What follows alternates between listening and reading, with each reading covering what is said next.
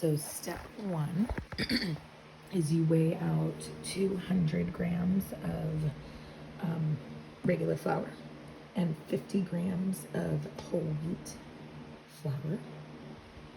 And you get 200 grams of water between 90 and 95 degrees.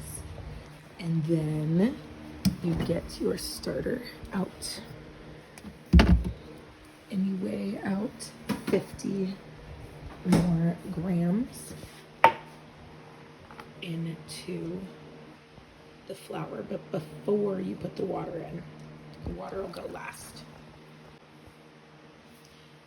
You put the water in and then immediately start combining it together just by pinching.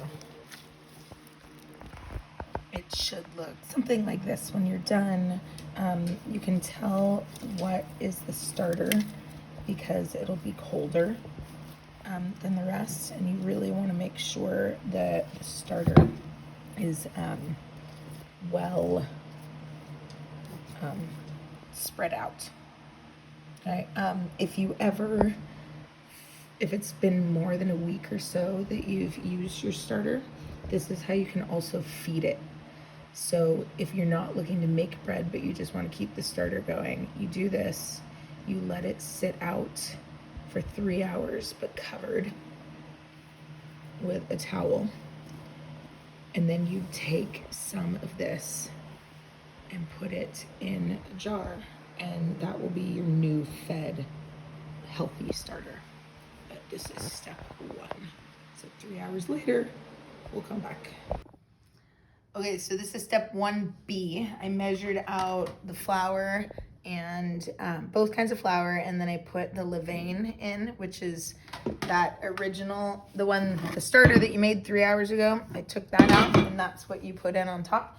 And then I have my water that's heated to between 90 and 95 degrees. And then you just mix. I wear a glove just because it gets on my hands and it takes forever to wash them off. So, but you don't have to. And you just kind of use a little, like a pinch method. You just grab until there's no more water and until you don't see any more loose flour. And the consistency is going to look really similar to the one you did 3 hours ago.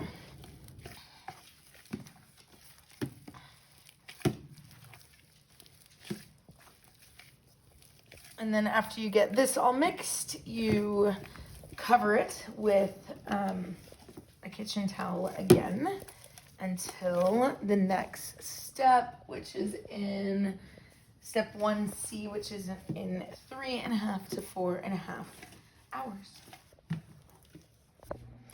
Okay, so this is step 2. So I'm mixing the final dough. So I have 660 grams of regular flour, 40 grams of whole wheat, and I have my 540 grams of water between 90 and 95 degrees. And I'm going to mix right away. And you're gonna just kind of use the same method that you did on the other steps. You kind of mix it and you pinch it. And you want to do it right away. You don't want to let the water sit for too long before you add it in.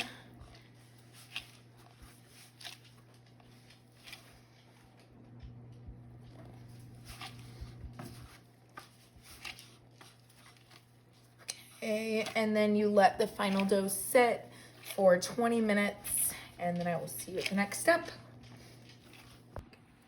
Okay, so the last step was actually step 1C, the auto L-Y-S-E, however you say that. Okay, so this is step 2, mixing the final dough. So my final dough has been resting for 20 minutes, and I measured out 2 grams of dry active yeast. And then the salt that I use is, yikes, hold on, where's the salt? Bear with me.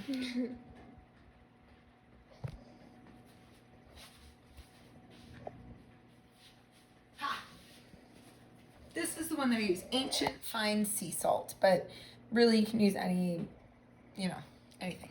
So I'm gonna sprinkle it over the top of the dough. And then I'm gonna put my whole thing on the scale. This is how I do it. It says to use like water and use a bowl and like put the levain in the bowl to measure it out. But this is how I do it because when I put water in it, honestly, it gets too watery. So I've zeroed it out and I'm gonna add 540 grams of the levain, which is another word for starter. So I've zeroed out my scale. I grab the levain or the starter and I just put it on the top. 430. This one I try to get pretty right on. Actually, all of them I try to get really pretty right on. 569. 526. Okay, 540. And then what I do is this is so this is step fix my hand. What they're talking about when they say the pincer method. So this is what you do. They say to wet your hands. Again, I don't. If anything, I actually put a little bit of flour on my hand and on this before I start it. So the levain is on the top. Can you see it? And the dough is on the bottom. And you go like this. You pinch. You just do this a bunch of times. And this is on another page in the book. But it was really hard for me to kind of get the concept of this for a while. And then I twist it. And I do it again. And if it starts to get a little too spread out, you can kind of like put your hand in like a circle around the whole thing, make it into a little bit of a ball again, and you continue with that pincer method. And if your hand starts to get too sticky, just add a little bit more flour. Again, I do not put water on my hand like it says in the instructions because I have found it makes it way, way too moist. So you keep doing this, I would say about 4 to 6 times. And what I sometimes do to make sure that the salt is like really incorporated is I'll taste like a random spot or two and make sure it tastes a little bit salty.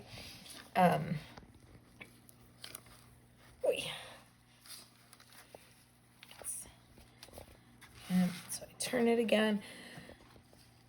So you pinch it. This is not a super great example. It's usually not this sticky on my hand. I don't know why. But you pinch it about 5 times, get all the stuff off, you twist it, and again, you kind of like circle it back around really gently if you need to. And you just keep doing it. And again, the way that I make sure it's all mixed in is I pick a couple random spots and make sure it tastes a little bit salty. But then you're going to want to leave this for, I think, over the next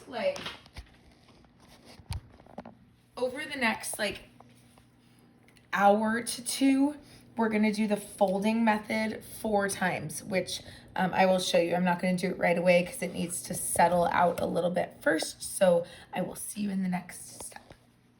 Okay, so the levain or the starter that's left over, this is what you're going to keep for your next starter. So you get your jar, and I like to keep, so I told you to put the other one back in the refrigerator after you took some out. I keep this one to make sure that this batch turns out well. And so whatever's left over after this step, you're gonna put into a sealed jar, put it in the fridge, and if the bread turns out good, throw away the other one and then work from this one. But in case something weird happened and the batch didn't turn out well, do it again from that one. Okay, so it's time for step 3, folding the dough.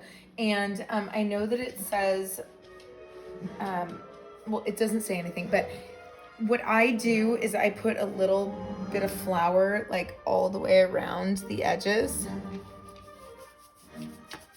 Okay, and then this is how you fold it. It needs 4 folds throughout the first like 2 hours that you've made it. So you wait until it's kind of like touching all the edges, and then you just lift and pull all the way across. Lift, pull all the way across until you've done the entire thing. And you push down pretty hard, like until it goes. And then you leave it just like this. And you do that 4 times in the first like hour and a half to 2 hours. And then it says when the dough's about 2.5 times its original volume, or 5 hours. It doesn't tend to get 2.5 times. I just go by the 5 hour mark. Cool.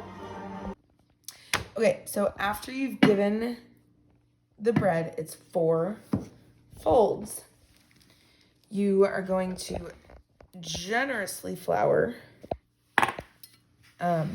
a cutting board. Generously. Mine's a little small. Yours can be bigger. And you're going to pick up your dough. Okay, I know this is silly. I have to do it with down on the ground because I'm so short. You pick it up from all 4 sides. Work it. Try not to like squish it or break the kind of the fibers that have been created.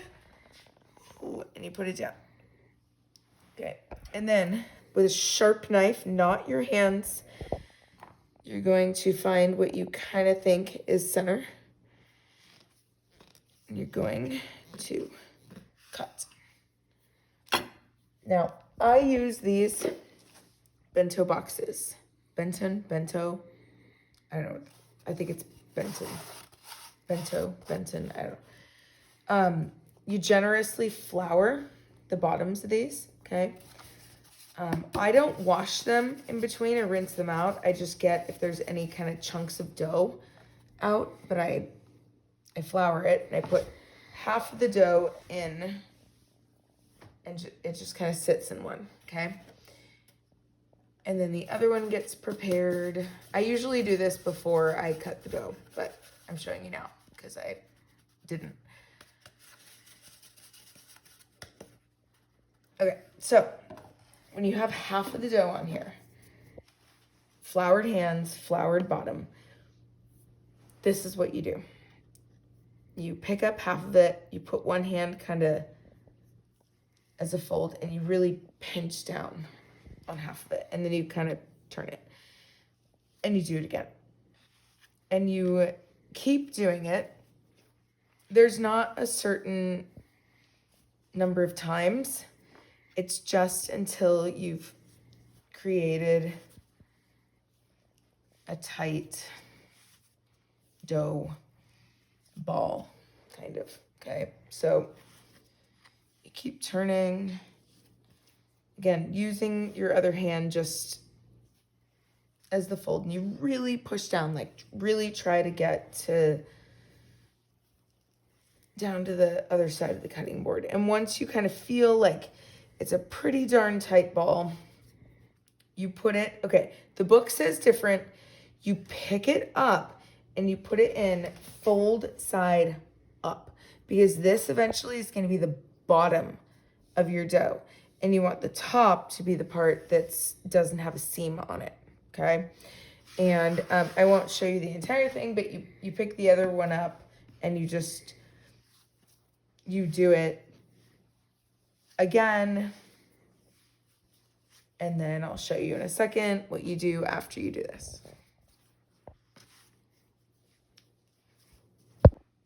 Okay, once they're both done, you get a bag. I got these bags from the food bin. They're pretty heavy duty, like vegetable bags. You don't want anything that possibly has like a tear in it or a hole in it. And you put it around. You leave a little bit of air in it as you tighten it down, and you twist it, and you kind of just fold the bottom over itself so that it's not going to get any air in it. And then you take this and you put it in the refrigerator, and you put it in best you can somewhere level for about 12 hours. You do it with both of them. Okay, so now it's been 12 hours. You set your temperature to 475, and I bake in a Dutch oven. That's what they say, but I'm sure you could do it just on a cookie sheet as well. But if you do have a Dutch oven, it works the best. So what you're gonna do is kind of really gently, like you'll pick it up with one hand and like loosen the edges, and you generously floured the bottom of these, so it should come out pretty well. And what I do is get parchment paper, put it on top, flip it upside down, and then if it gets stuck on the top, you just kind of gently work your fingers in to try to get it out. Then it comes out like this, and you will pick it up and put it in the Dutch oven for 35 minutes. All right, so after 35 minutes, I open it up, and the bread should be pretty brown already. It's okay if it's a little extra brown on the edges. Mine split a little bit, which is totally fine. And then you want to cook it again for about 5 minutes with the lid off. This is just to like crisp the outside a little bit more. If it looks like too done, don't do this last 5-minute step. And if it's still like pretty light, leave it in the Dutch oven until it gets this nice brown color on the top. So then after you take them out of the Dutch oven and you let them cool, you probably shouldn't cut into them for at least 20 minutes. Alexa off. And yeah, that's it. What a process. Good luck.